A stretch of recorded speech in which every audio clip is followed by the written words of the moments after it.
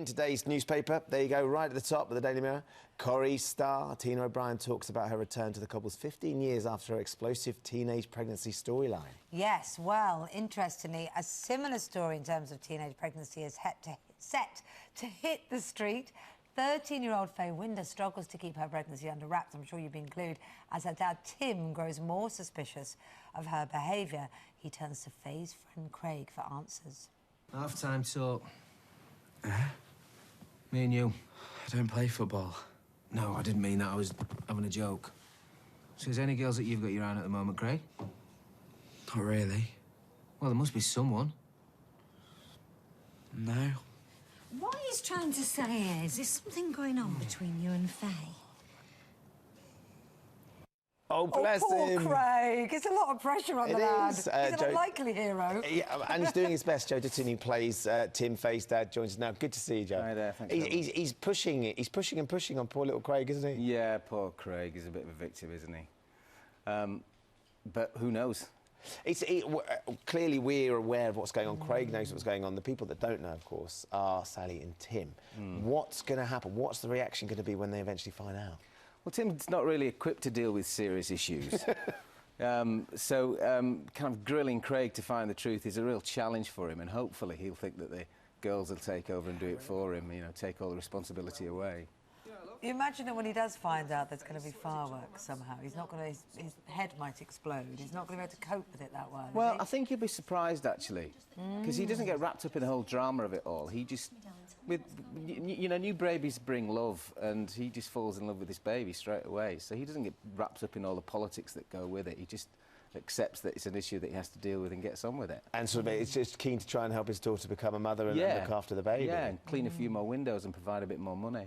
So actually, in a way, does it offer a little bit more stability as well, because the family unit is growing and his family's extending and his roots are cementing? Yeah, it encourages him to be more responsible, definitely. It's interesting, isn't it, that it still causes debate and discussion, the idea of a teenage pregnancy, and yet, you know, we don't have to look at the figures and to see how commonplace it is. What sort of reaction have you had? What, personally? To the storyline, from people. Well, well, it hasn't really. I don't think it's gone out yet, the story. So people haven't really talked to me about it. They've only hinted at it, but not. I haven't really talked to anybody about it at all. Till now? Yeah. No, till now. So here we are. Here we are, yeah. Do get in touch with them. We'd love to know your thoughts. Yeah. You're a father yourself. I have a great mind on it. You're a father yourself. You've got two grown-up daughters and a young son. Yeah. And I'd imagine that storylines like this would resonate even more now. I mean, I'm a dad, and whenever I see storylines between with young boys and fathers and sons, it really strikes me. Imagine that's something that sort of resonates with you. Yeah, it would terrify me if I had to deal with that. Fortunately, I haven't yet, and hopefully I won't. How do your daughters, when they look at this, they sort of sit there and go, like, Dad, you know, come on, don't bring work home, don't give me any of that. Are they quite good at sort of being able to distill Dad from the character? Yeah, definitely. My children are a bit too small to watch Coronation Street. They're not. They'd rather run around the garden searching for bugs. Or go off in a camper van. Or go off in a camper van. What's all this about you and your camper van? Sunday papers. A camper van. And you sleep in it when you're on the way to set?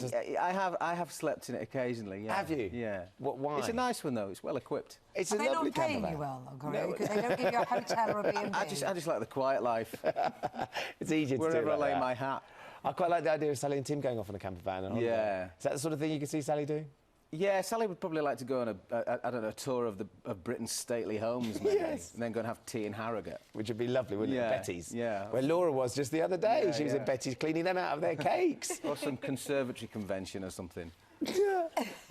Now, we've been very much, I know you're aware of it, having our Heals for Heart campaign, trying to raise awareness and help youngsters to learn more about CPR, those vital skills for saving people's lives. And you've got heart issues in your family, haven't you? You've felt it firsthand. Yeah. My mum's got angina. Yeah.